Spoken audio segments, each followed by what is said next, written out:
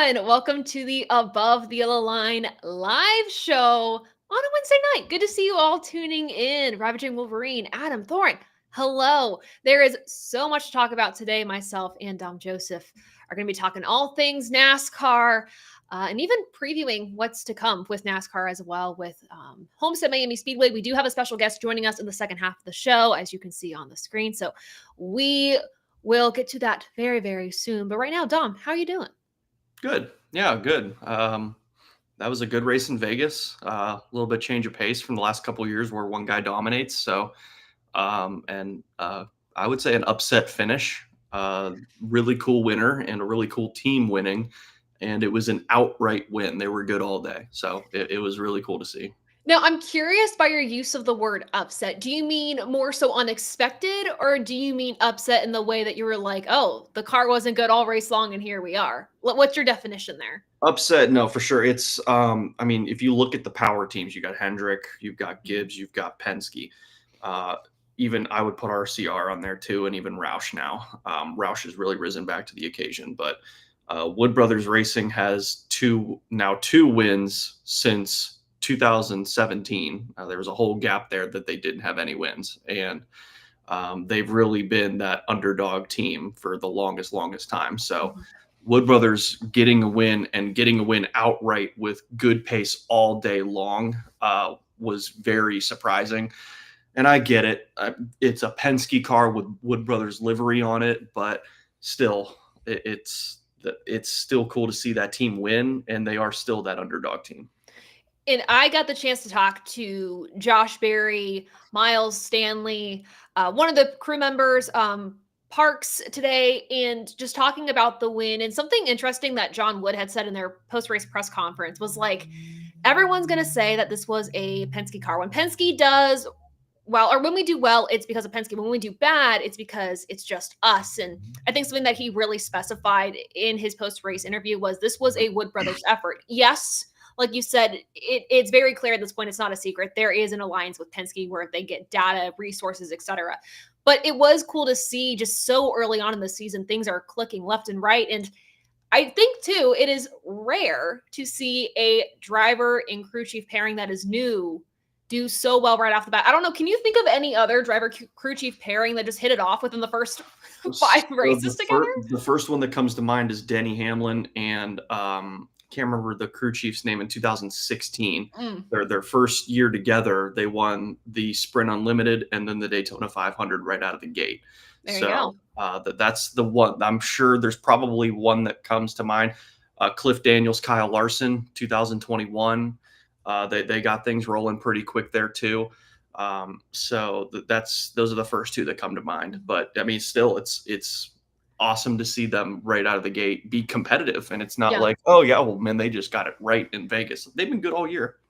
Yeah, and Vegas is also a great track for Josh Berry in general. You think back to the Xfinity series where he got, I believe, 2 wins.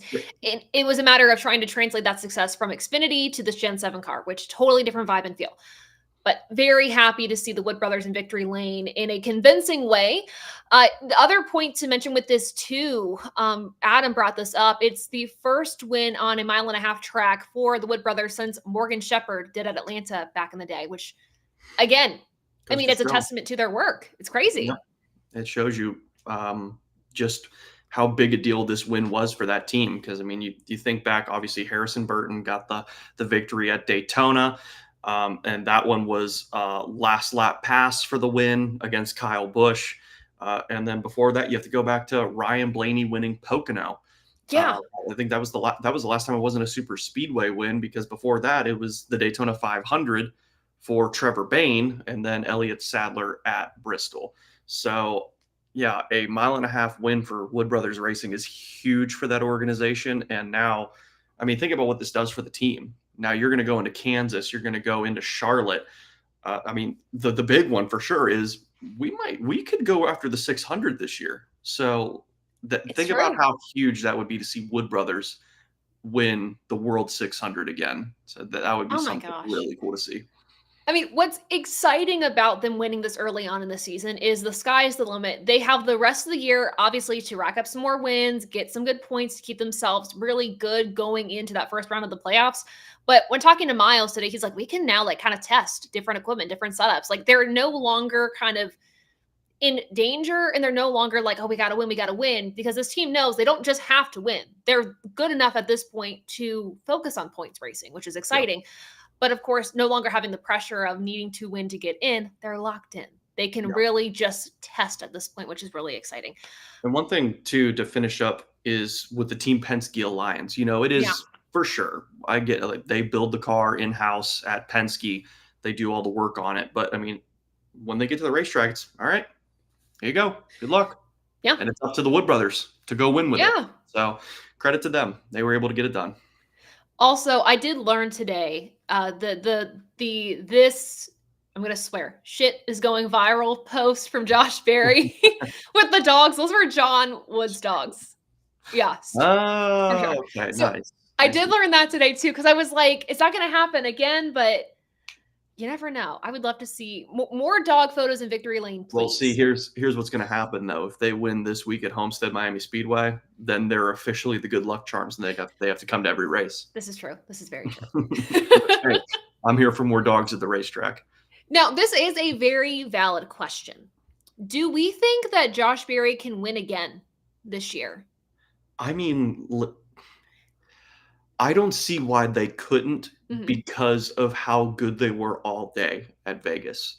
It's one thing to win on strategy or something like that. Like they were up there all day and then got a late race restart where everyone was on good stuff. Yeah. And they just beat everybody.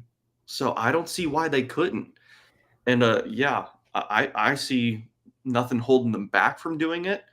We'll just see if they can sustain this. Yeah. And how much of it was, man, they just got it so right at Las Vegas. Because that happens sometimes. Yeah. And like I said, I think last week during the live stream, I really give these teams the 10 race rule. I give it until 10 races to figure out, who's actually doing really well to start the season and who is on the struggle bus. We have a whole list of drivers that are just not doing well to start the year. And with us having 2 super speedways, a road course, Phoenix, where we're doing option tires and primary tires, like we haven't had a chance to really find a baseline yet. So I'm waiting, but there are a few drivers, Ty Gibbs, that just are not doing well at all. So we'll leave it at that, I guess. But big news, I guess let's talk about some NASCAR news for a second, just kind of transitioning into this. Do you want to talk about Denny Hamlin? I'll let you lead the way. Yeah, okay. No, listen, no funny business here. This is the one thing that is really, really cool to see is that he got, not only did he get a sponsor, but he got a sponsor to take literally half the schedule. So that's huge for that team. And it's no secret. It's Progressive is the sponsor of Denny Hamlin's number 11 Toyota in the Cup Series for 18 races this year. Wow. First things first, if you look at the paint scheme and if you pull it up or not, I they maximized the space on this race car, which has been an issue with a lot of teams, is not maximizing the space on the car with paint scheme or whatnot. And Progressive already is a very, very basic brand where their screen it's just white screen with Progressive in blue or vice versa. So they just let the logo do the talking. And Progressive is huge on the side of the car. You've got the giant P on the hood of the car that goes all the way down onto the splitter of the car. So, I mean, great use of the space. And it's good when you have a sponsor name that is a longer name. So you can let that name drag all the way across the side of the car. Got that little strip of white down there, probably to help with the Sport Clips logo. It's simple, but man, the big win here is for how many races they're going to be on that race car. That's a big payout for Joe Gibbs Racing. It is a big monkey off the back for Denny Hamlin. Now he doesn't have to worry about sponsorship issues. He can go out there, he can go race. And it's a gorgeous car. It is. And I think the one thing that I was just frustrated about with all of Denny's schemes, and I think all of Joe Gibbs' schemes last year for the most part, and I talked to Tyler Pennell about this, who did our paint scheme reviews with us during the offseason, is they did not maximize their space well. And when they did, it did not look great. I think this is a good combo of maximizing space and it looks fine. Of course, the Sports Clips logo thing there, like it has to be there. Awesome, fine, cool.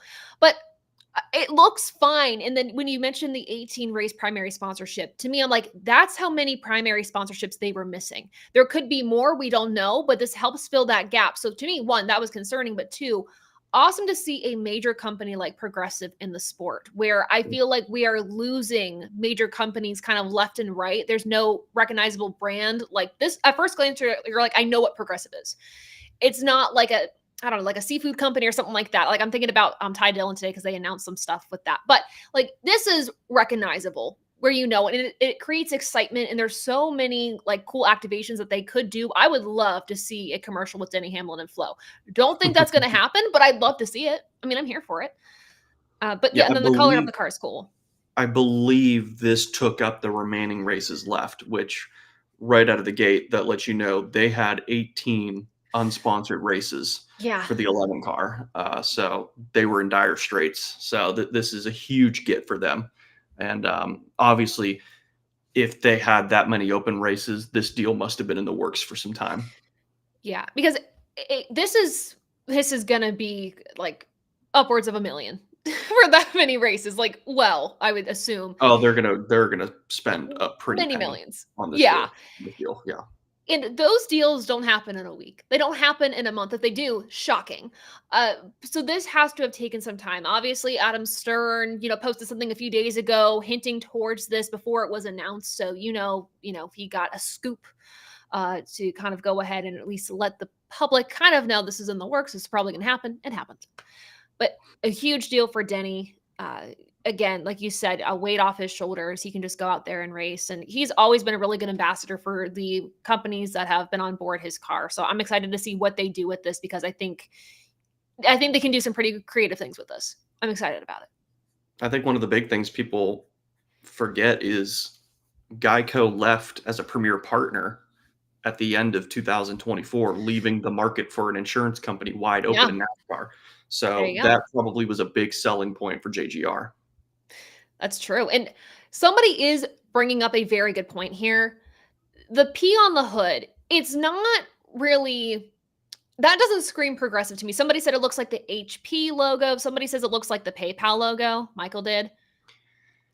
It's So true. There's no recognition there. I agree, but when you have a name like Progressive, I think Speaks for itself. it would either have to go diagonally. I don't think you could go straight across because you've got the hood louvers, which would mess Yeah. with the letters. So I think this is a good compromise. Yeah. I agree. This is the best thing they could do other than putting like a silhouette of maybe like Flo on the hood, which would be kind of weird, but like she's Yeah, recognizable with the brand. But like that's the best that they could do. I appreciate they did not try to cram the brand name on the hood because that would not have worked. yeah. This is what they got. So, Dennis Hamlin, we love to see it. All right. Next up, talking about the tire test that happened at Charlotte Motor Speedway yesterday. I was there covering it. We had 6 drivers there, 3 from the Xfinity Series, 3 from the Cup Series. First off, I have to highlight the test cars. I love just the base test cars.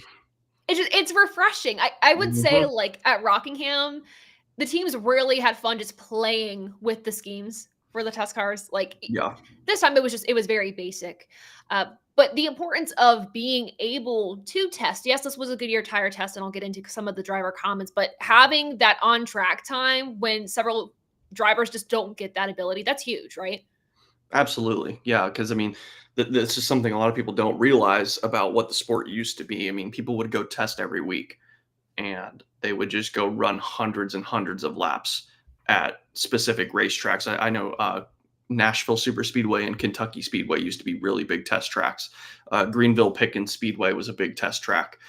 These are places people go to all the time to shake down race cars. And we don't have testing anymore unless it's a sanctioned test by Goodyear or NASCAR.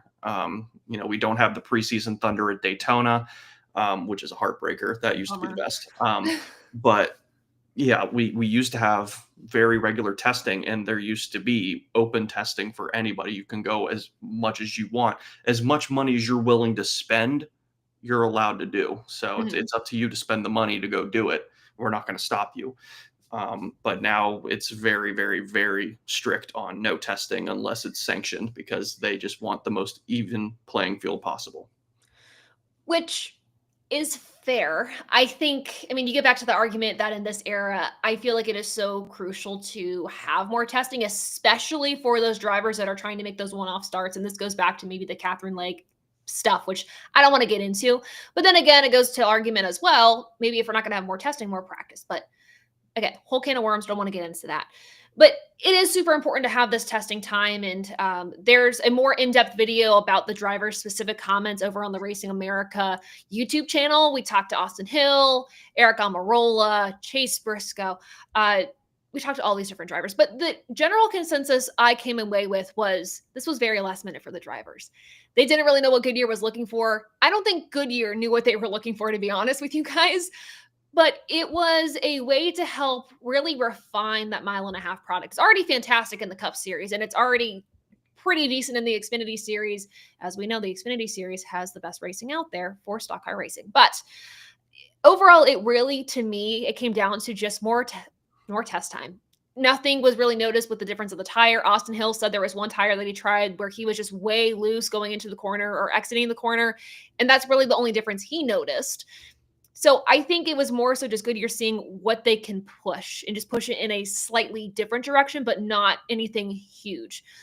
Which then to my point, it's why have a tire test if there's nothing noticeable? But I mean, it's important to have for Goodyear to keep pushing the envelope, right? It's the only way for them to test their product before it actually goes out into the event. The last thing you want is Indy 2008 to happen again. Exactly. You just want to cross your T's and dot your I's in every way, shape, and form. So this is their way of doing it. Looking at testing in other sports, the first one I know of really off the bat is F1, and the way they don't really have a testing. They have a rule on wind tunnel time, and it goes in reverse order. Lowest position in the championship gets the most wind tunnel time, and it decreases from there. So something that could maybe be considered for NASCAR. But again, I feel like we're in a cost saving point right now in the sport where they wouldn't even consider having more open testing. Right. And then you go back to the argument of money, and it's a whole thing. But I mean, it was really cool to take part in this test day. Like I said, I was at Rockingham, and that was literally an all-day thing. This was like a 3-ish hour test. The media got to talk to the drivers for like 30-ish minutes. They brought the drivers in one by one, just so you guys kind of know how that process went. We weren't able to go into the garage area. I didn't specifically talk to any representatives at Goodyear to get more details. But that is what we have. It was closed to the public. So really it was just kind of seeing what they could do going forward. I'm trying to think of like other like NASCAR news topics you want to talk about, or even you guys in the chat, if there are things that you specifically want to talk about too, let us know. Oh yeah, we should talk about this. Kyle Busch in the booth. Parker Kligerman was away, I believe, at Sebring, right? Yep, he was running the Mobil 1 12 Hours of Sebring. Yeah. So, I mean, first off, that's awesome. I know when we interviewed him at the beginning of the season when talking about the Rolex 24, he was like, I really want to do Sebring. And here he is, which is awesome. Yep. But Kyle Busch was in the booth, and he's just a natural. Like, he added so much depth. Yeah, he was so good. He was very good. And I think the one thing that he does very good that a lot of people should give him credit for is, I mean, he knows race cars inside and out. So his quick hits on how a specific part of the race car works, the inner workings of the transmission, stuff like that. It's just so cool to listen to how he knows every nut and bolt on that car. Yeah. I mean, he used to own race trucks, and he would sign off on everything that would go on those trucks. Very Dale Earnhardt-esque. It's like, I'm not letting it on the track if I haven't approved everything that's on that truck. So something that's very cool about his analysis during the race. And yeah, like you said, just he's part of like every process. When he had his Truck Series team, he was a part of the entire process. With his son, he's a part of the entire process. He knows these cars in and out. So it added depth, and I didn't feel like he was talking down to the viewer. He took it very seriously. And again, it's, for me, the vibe and feel of the CW booth, yet again, just shines regardless of, I mean, if Parker's there or not. Parker is a great asset, and I love him in the booth. But even then, it just felt like they picked up where Parker would have been, I guess, in the broadcast, and just Kyle added such depth and excitement to the booth. And when he retires, I hope he's considering that, quite honestly. I think nothing against Kevin Harvick here, but there's just Kyle brings just something very special when he's in the broadcast booth that I just haven't seen from other drivers that have been in there in the past few years.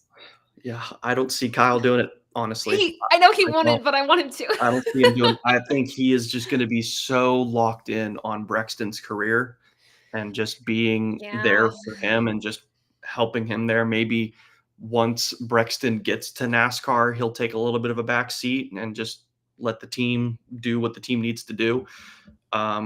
Maybe then we'll see him do something, but yeah, I don't see it in the cards for him. A girl can dream, though. Am I right? Like, I know. man, this is a really good question that was brought up in the comments. Thorin asks, what happened with the wheel at Vegas? Briscoe lost a wheel, Busch lost a wheel, and Bowman almost lost one. It can't just be a coincidence. And I talked to one of the pit crew members, the front tire changer of the 21 today, and he was like, I think it's just circumstance, really. I mean, this is the first time where the teams are really able to kind of push the times. This is a more normal pit road. It is a normal race where, you're not trying to kind of do the fuel runs. I mean, you kind of were, but it wasn't super speedway. It wasn't like you're trying to do a tire strategy with two different tires. This was a normal race. So these teams felt they could push the envelope. When you try to push the envelope, you're not being as careful and you're not looking at these tires, making sure that they're on correctly all the time. You're pushing your luck a little bit.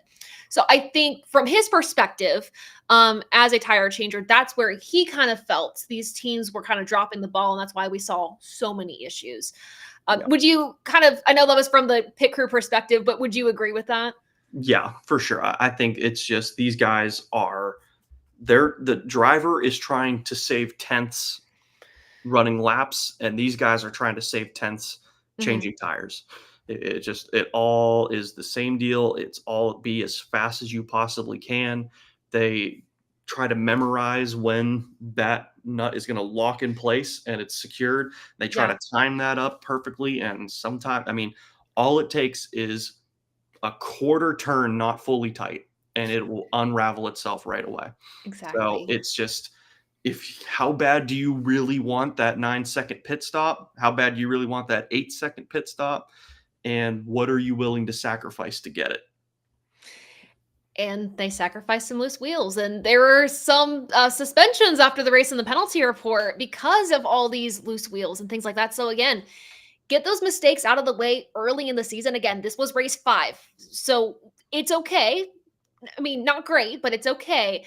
Don't make those mistakes when we are 5 races until we hit the playoffs. And I feel like we're playing a dangerous game with this because this was always the same concept with the Gen 6 car and every car before that when you had 5 lugs. Yeah. And we even had a point in time where they had a regulation where we aren't going to penalize you if you have a lug nut loose during your pit stop. You're going to pay the price yourself.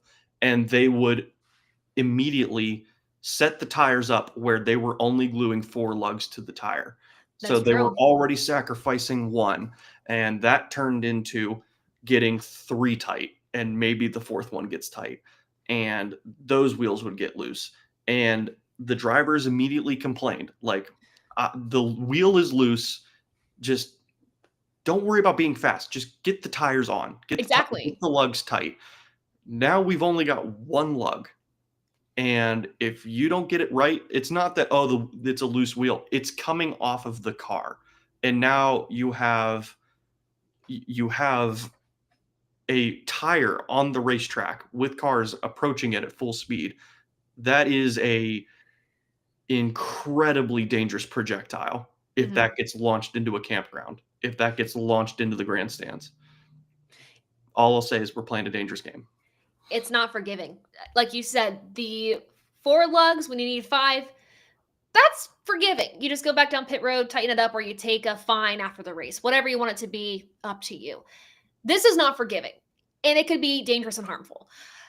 But we've been down this road. We've talked about it before. As soon as NASCAR made that change, we all made our opinions, our gripes, whatever that is. So it really is right now a matter of these teams saying, Are we willing to spend more time on pit road making sure we get things right, or do we want to suffer the consequences? And I will say a very good heads up move by Adam Stevens to hit Christopher Bell in, it was Chase Briscoe's pit box when they realized the wheel was not tight.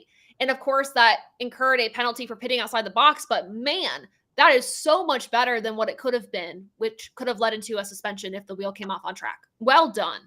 Again, genius crew chief, Adam Stevens. Nominee for Big Brain Move of the Year. Honestly, we need to keep a list. When we do our award ceremony at the end of the year, that has to be on the list. Big Brain Move of the Year. Yes, I'm adding it this year.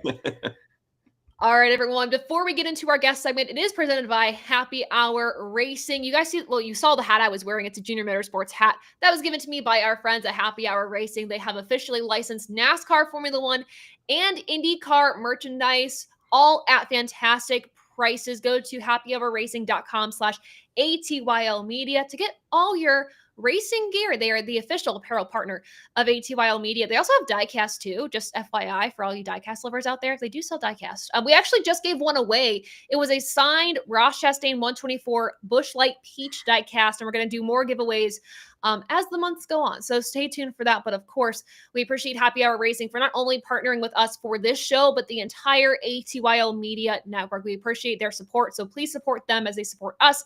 Scan the QR code on the screen to get all your racing gear there. Like I said, not just NASCAR, but IndyCar and Formula One as well. And they're getting in new merchandise for the 2025 season. So don't miss it. I know, Dom, they sent you a Ferrari hat, which you were super excited about. Yes, they did. I've still got it nice and packaged up. But yes, they sent me some good stuff. I got this. They gave me a nice Interstate Batteries hat as well. Let's go. Formula One cards. And then lastly, which this will debut on the show to preview this race, Joey Logano's Nashville win I shirt. love that. So yes, I love that. Looking forward to rocking that for sure. So very much appreciated to everyone at Happy Hour Racing for what they do. Yeah, they asked. They were like, have to do that, y'all. Yeah, they didn't have to do that, but they did. They were like, hey, we want to send some stuff to like all the creators on your team. Like, what are their favorites? And I'm like, seriously? So they customized all of the packages that they sent us, like for us, which was super cool. I'm gonna have a unboxing video out hopefully next week. I think next week. I filmed it today. I'm thinking I'm gonna launch it next week, but I will probably wear some of the merchandise they sent way before that because I freaked out at some of the shirts I got, not gonna lie. But we were talking about hats. This is gonna be an awful segue, so I apologize. But you will have seen this guy online at some point. I know you have. I see him smiling off screen. He's like, yeah, everyone's seen me. You might know him as the guy that wears the big hats. We know him as maybe Vanilla Wafer if you've seen his handle on social media. But Tyler Villanueva is joining us here in just a few moments. He won the Liquid Death sponsorship deal. He's going to talk all about that. He was at Vegas this past weekend, soaking up the experience. We're going to talk to him about that and just so much more. He is one of the most creative people in the content space right now in NASCAR, and I am so excited to have him join us. So let's bring him in. Hello. What's up, everybody? How you guys doing? Good. How are you? Good, great. First and foremost, can you guys hear me okay? My microphone has been giving me absolute fits. It's either been screaming or it's been super quiet. So it's kind of in between, but you know what? You're good. We got you. Okay, that's fine with me. I'm glad you guys are all right with that. Well, thanks for having me on here. Yeah, like I said, it's super appreciative of being able to come on here to your guys' show. I know we've been trying to do this for quite a long time, and it just hasn't worked out. And then finally I get this big old announcement, and everyone was like, oh, yeah, now we got to get you on. It's like, okay, cool. I'm super excited. So, again, thank you for having me on here. Of course. We're so excited to have you here. And I guess starting right off the bat, it seems like a base question, but it really helps us understand, your love of motorsports and where that came from. How did that start? Did it start with NASCAR? Did it start with another form of motorsports? What did that start like? So it actually started with my family just having fun at the local dirt track. So they didn't really have too much money to work with. So they just were just mechanics. They worked on everything, bicycles, all that stuff. And my dad, I have all the respect for in the whole world. And he's a tough worker. And he would love to go out to the dirt track. Now, we live in the outskirts of the outskirts. So we were right next to that racetrack. So it was great as a little kid going to go see that. But I started getting into NASCAR in 2002 when my dad was randomly watching it. I was only 6 years old.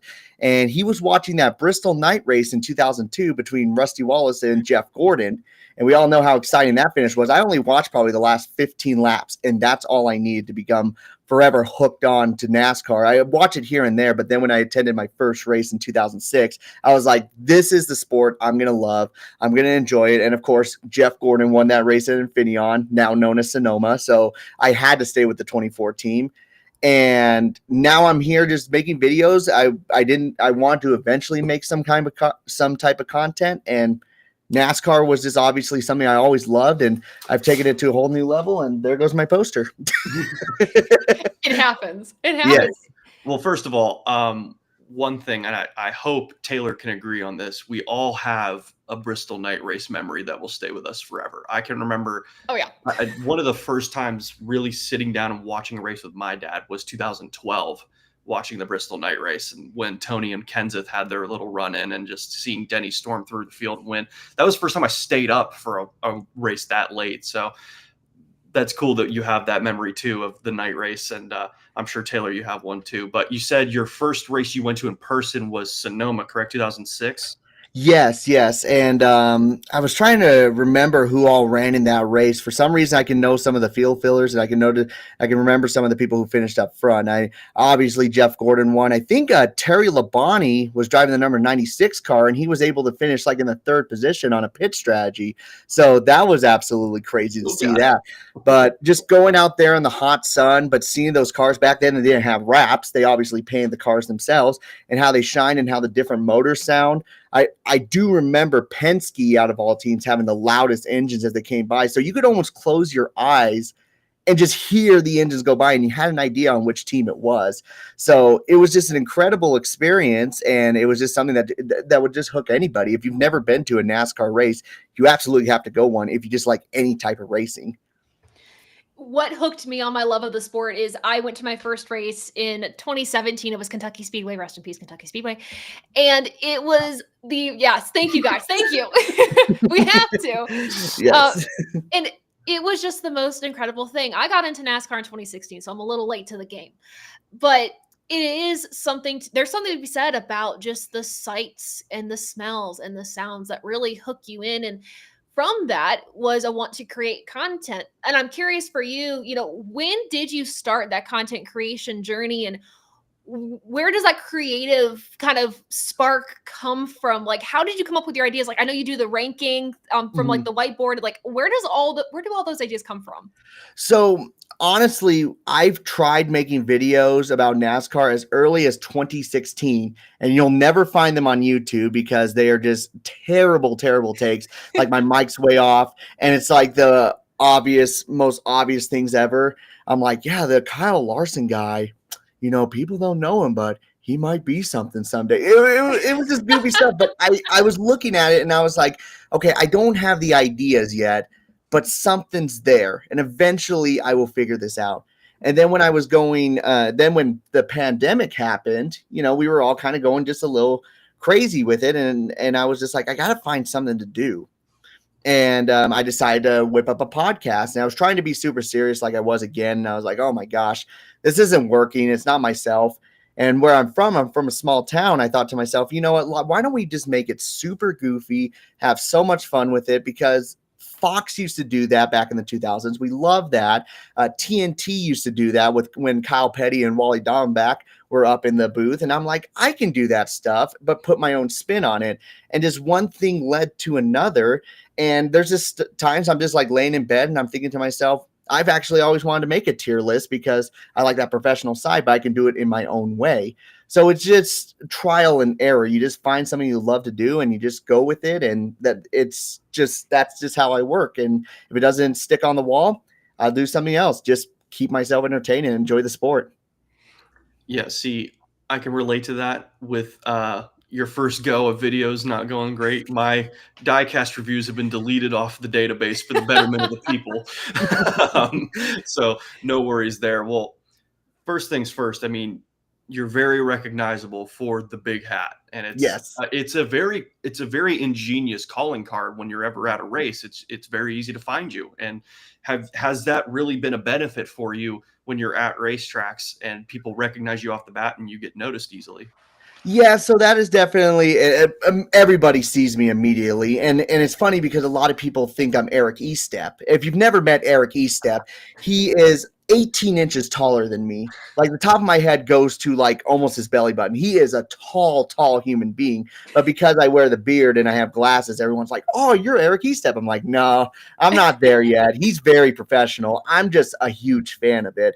But the big hat has just really worked well with just me just being my own unique person, and it's actually now really starting to pay off because we were talking about the Liquid Death Pro driver partnership. That was it. I'm incredibly blessed with that. I'm still grateful every day. It's still you wake up in the morning, you go check out your car and you're like, is this real? Is this a real thing? And then Noggin Boss, the people who make these hats, reached out to me and they're like, you've been trying to be partners with us for a long time. Why don't we sit down and talk? So now it's going to stay as a part of my brand for many years to come. But it's just something to just bring out to the racetrack. You know, it's goofy, it's silly, it just pops out wherever you go, and that's why I like it. It's just fun, and that's what racing is. Racing's so much fun, and I just enjoy being out at that racetrack. There's just no better feeling. I think it's so important to keep the fun in motorsports because when you create content, whether you're doing creative content, like journalistic type of content, whatever it is, it's a grind. And you can get so bogged down in it to where you just get exhausted and you lose your love for the sport. So I appreciate what you do and the content that you make and the way you make it because it keeps the sport fun. And even when I'm watching your videos, I'm like, oh my gosh, like that was super creative, or like, oh my gosh, that's refreshing. Like your content is refreshing. So thank you for that, by the way. Well, I appreciate you so much for saying that. Like, I greatly appreciate you guys just putting on these shows. They're incredible, and just seeing you on your journalism side and just the uniqueness. Like, it's always appreciative. I don't care what anyone says about NASCAR creators. Yes, we might be talking about similar things. Yes, we might be all doing something a little bit similar with our own unique thing, but that's what makes it so great. We're bringing people together. We're showing our own sides of it. It's one of those things that this sport has that other sports do not, and it's just that unique feel that you can get from so many different worlds and so many different stories. And your story revolving around the Liquid Death sponsorship, like I have to know the details here. Like you submitted the video. When did you find out like about all of this and how did it all come together? So I'm not kidding when I say this. When I sent you that message, you were the reason I heard about it. Like I would have never known about it because I remember Liquid Death from a few years back when I was starting my podcast in 2020. They were reaching out to podcast channels. Well, I was only getting 10 listeners at an episode, which even at that point, I was still extremely grateful for that. I was like, this is so cool. But then they reached out and I'm like, I'm not big enough for you guys. I really am not. But then I saw that and I was like, I remember these guys. We actually buy drinks at our office during my day job. We really enjoy their products. So I thought to myself, you know what? I make goofy NASCAR videos. These guys have a great marketing style that's silly. And I'm going to try to blend those two together. And I've learned from other competitions, it's like, yeah, show respect for their product, obviously, but also keep it affiliated with what it is a part of, which was NASCAR. So I was like, perfect. Let's put those together. Let's see what happens and just shoot for the moon. I could have made just one video, and they said it was the first video that grabbed their attention. I was like, I don't know why it was that one. That one was my least perfected one, but I just kept making them just because it was silly. It was a good time, and it was a drink that I genuinely enjoy. And they reached out to me at the end of the year, and they're like, "Hey, we want you to sign this. We want you to sign this. We want you to do a background check." And I'm like sitting there just thinking to myself, I was like, usually when they tell me to sign something, that's usually a big deal. But I'm not gonna predict it yet. I'm not gonna predict it. I'm just gonna roll with it. Yeah. And I remember being at a convention. I won't say the convention itself, just to keep my day job out of this, out of respect to them. I'm like presenting something, and I feel my phone going off, and they said, "Congratulations, we're picking you as one of the drivers." And I remember myself just standing there. I'm just like, so yeah, that's what we're doing. It's super great. And Tom, would you like to take care of this? And Tom was the person I was with, and I ran over and I immediately called everybody. I was like, guys, it's happening. It's finally happening. And so far, I would say the rest is history, but we're only a couple months in and still have way more memories to make. Yeah, I mean, it's a $30,000 contract. Your car is wrapped. There you go. Yeah. And like with Death Scheme, you got a year supply of the iced tea. I mean, in your own merchandise, you're wearing your shirt right now.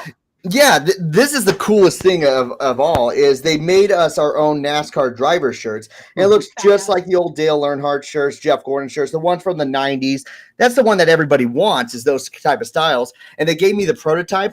Still have not worn it to this day, except for that one time in that photo that you have right there. That was the only time I wore it. I immediately signed it and I framed it. And I'm like, if there's anything I'm going to remember, it's going to be this moment. So they're amazing people. Everyone has thought it's been really cool, and I'm just doing everything I can to show how appreciative of it I am of it all. They actually they showed up to your house and they shot like a commercial. Like, is that how that worked? Like, they showed up with a whole camera crew and just shot for the day?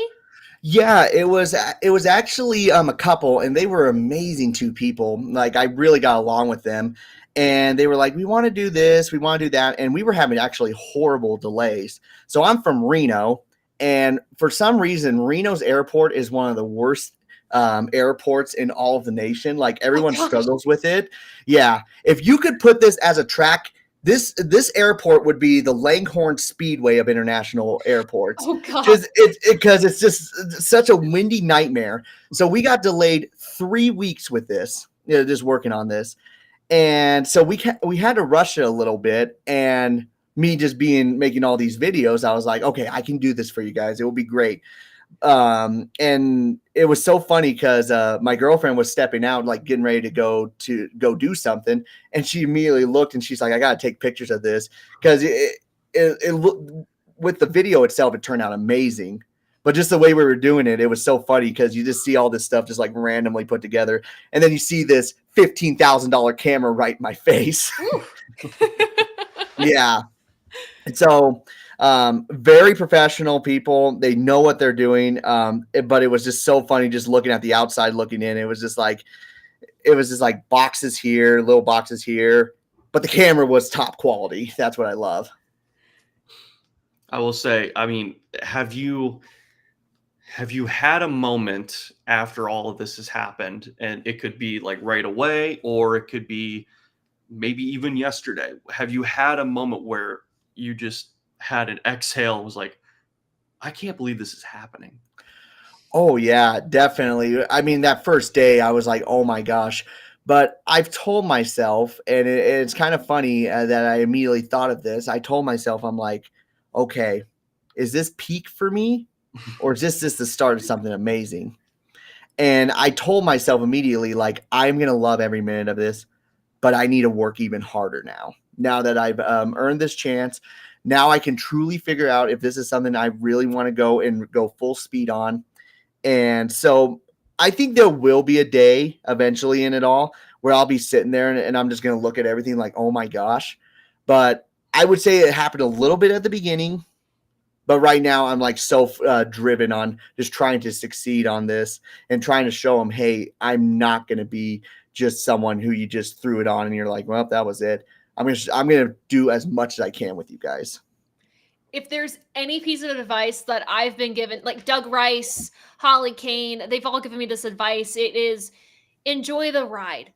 Yes. Be grounded. Just recognize what's around you and just take notes of everything you've experienced because it's going to go by so fast. But I do believe this is the start of something really awesome for you. And it was awesome to see you at Vegas this weekend, just enjoying the time. Matt DiBenedetto wearing the hat. I mean, you got drivers involved in all this. That's awesome. That was the craziest thing. So Matt and I, we've talked to each other quite a few times. So the funny thing is with RSS Racing, their marketing person, his name is Cody, and he's an amazing guy. Cody, if you're watching, again, thank you so much for letting me just be a part of the team in one way or another.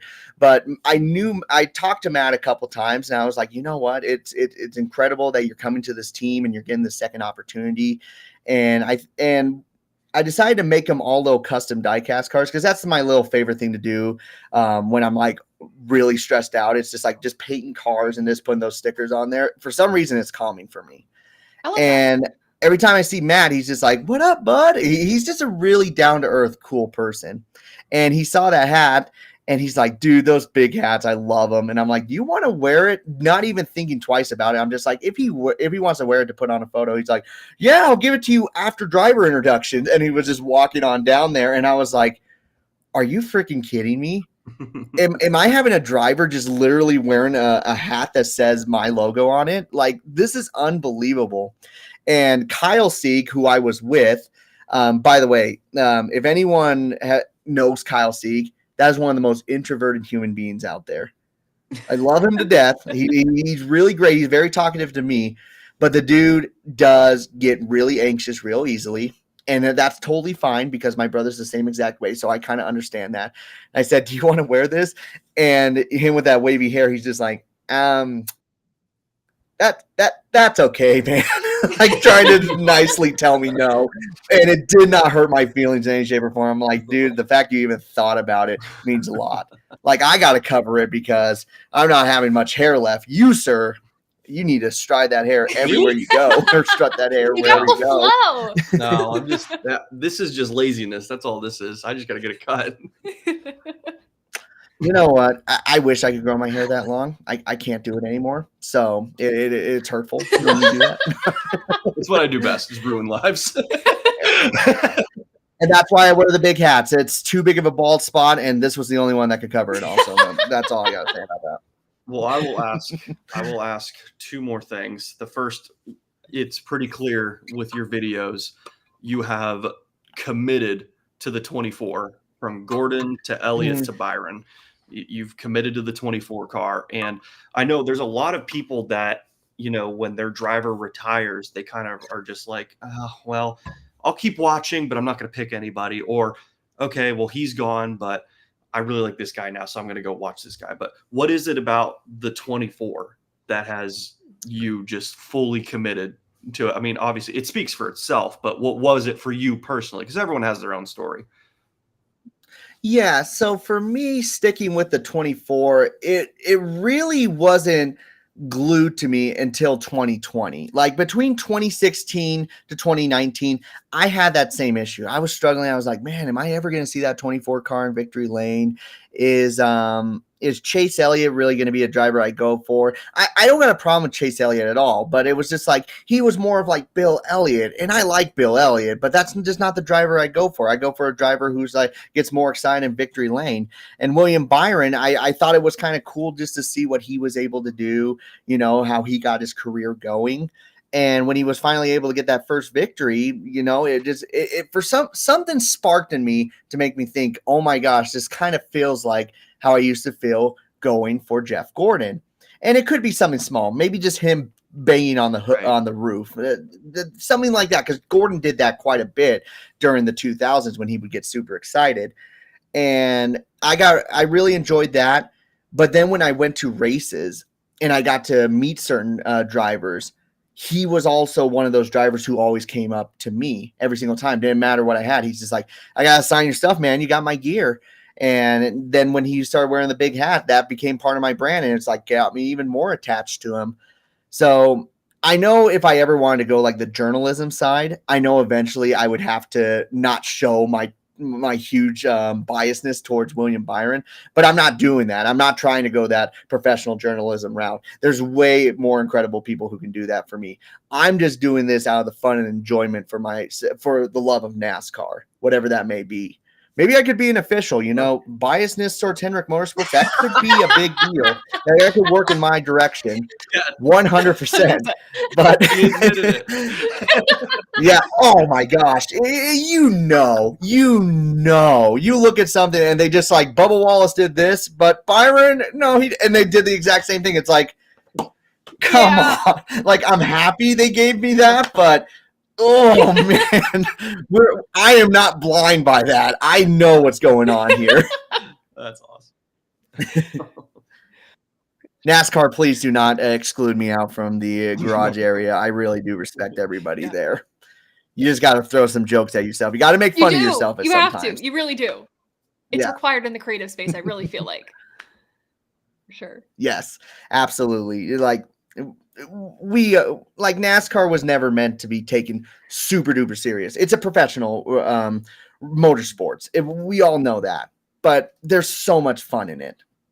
And I know I keep saying that over But and it's over, true. but I think we're kind of losing that a little bit. Like everybody's like, I mean, what's the biggest news that we always see with NASCAR lately? It's all about these legal stuff going on. It's all about the rule changes, the tire packaging and everything. And it's just like, after a while, you just get to yourself, you're just like, where's the enjoyment out of it? We need to have the enjoyment. Like, yeah, you're doing these cool little wacky things with the point system and stuff, which I don't mind. I actually do like it. I'm one of the few people who do enjoy it.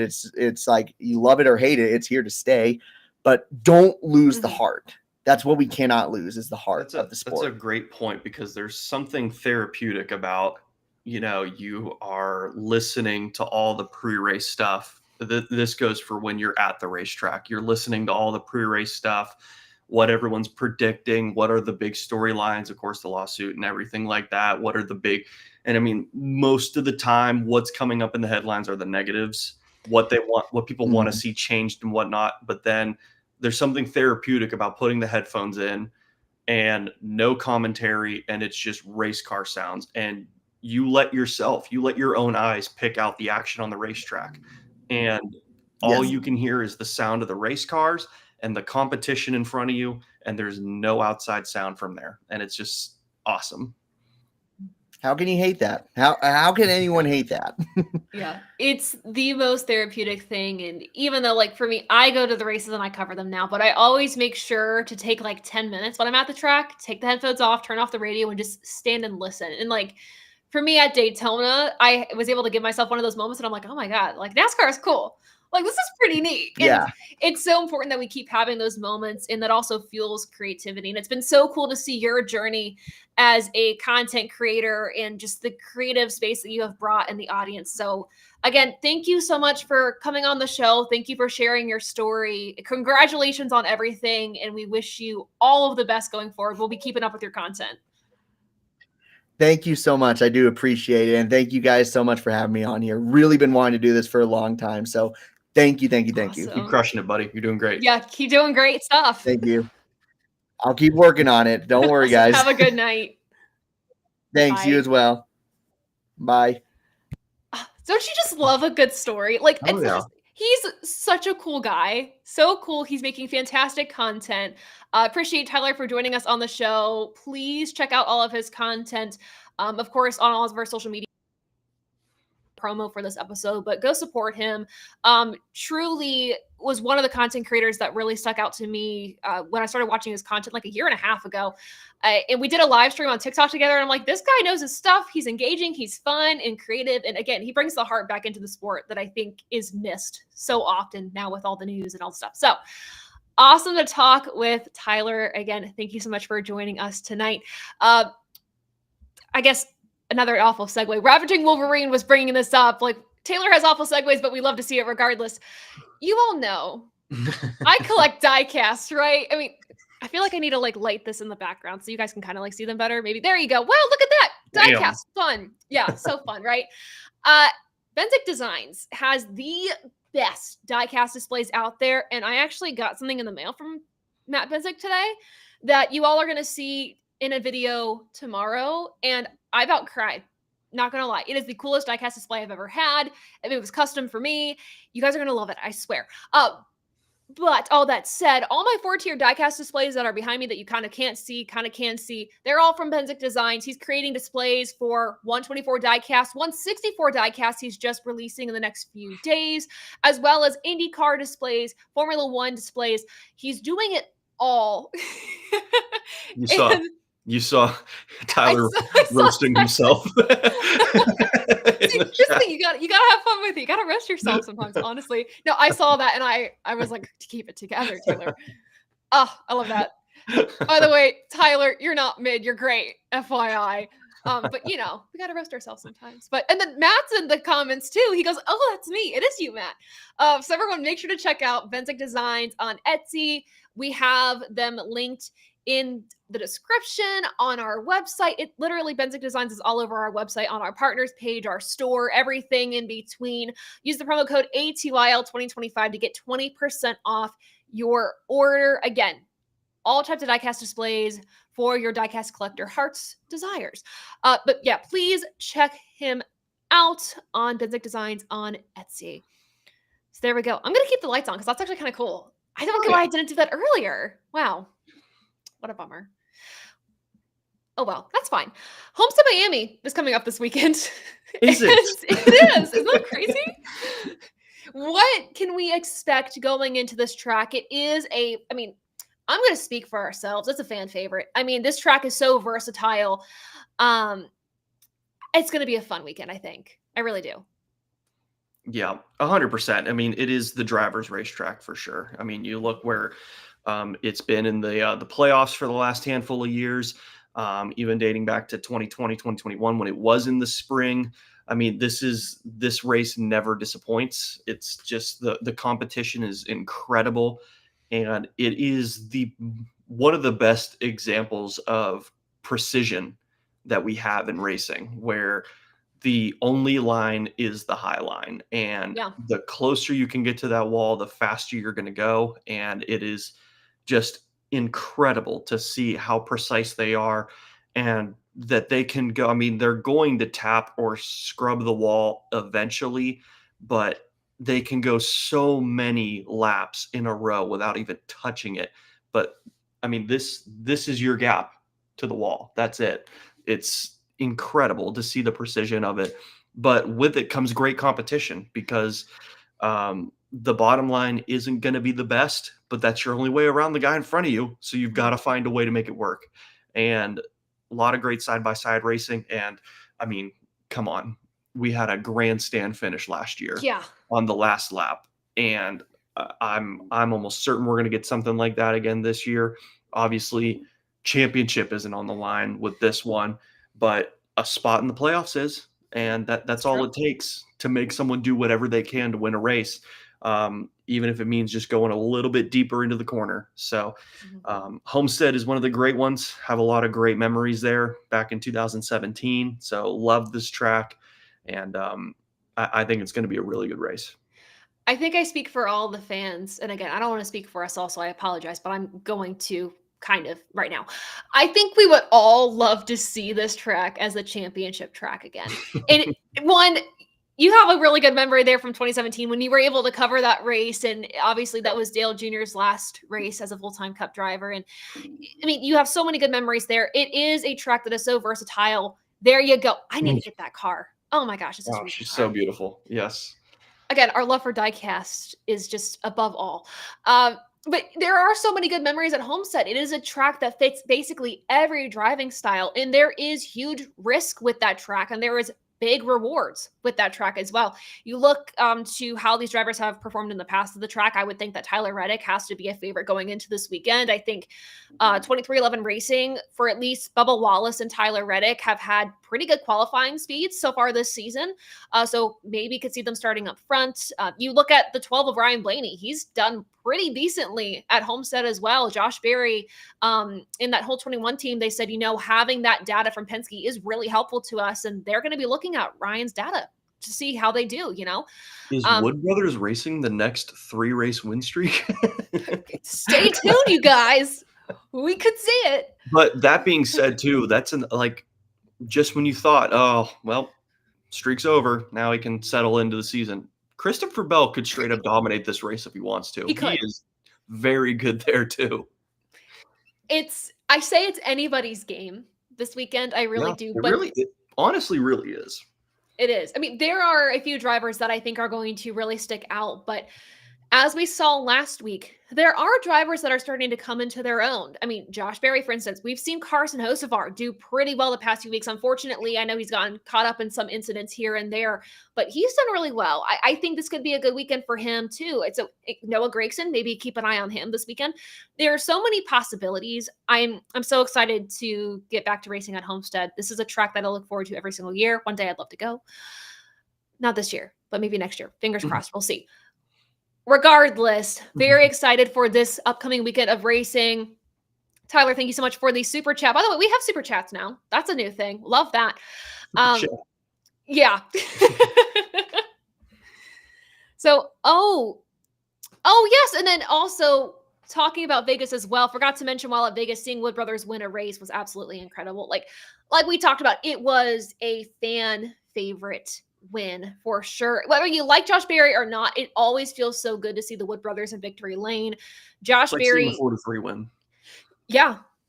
It is. It really is. I mean, it's a legacy car in the sport. I mean, it brings back so much history, so many memories. And for the Wood Brothers racing team and for their hometown in Virginia, everything, it is a huge deal to them. And that's a win that hopefully from years to come, we're still talking about it. We're still remembering it. Because I know sometimes first wins can kind of slip your mind. I don't think this one should. But it was a fantastic weekend at Vegas. I'm looking forward to Homestead Miami Speedway. And I hope you guys really enjoyed our live show tonight. Thank you all so much for tuning in. Of course, thank you to all of our partners on brand, Benzik Designs, Happy Hour Racing, The Bright Mentality, and Goat Locker Racing. Of course, Goat Locker Racing has their show Goat Talk tomorrow night at 8 p.m. Eastern Time. So make sure to tune in. Learn more about what they're doing. They're doing great things for veterans and those who have served our country, but also merging some sim racing into it all. So make sure to tune in to hear more from them. Big Duke is taking the week off. So make sure to go support the Goat Talk show tomorrow night. But thank you all so much for tuning in. We're going to have more content coming out over this week. So this is on it. So stay tuned for all of that. Of course, everyone, safe travels if you're heading to Homestead Miami Speedway this weekend.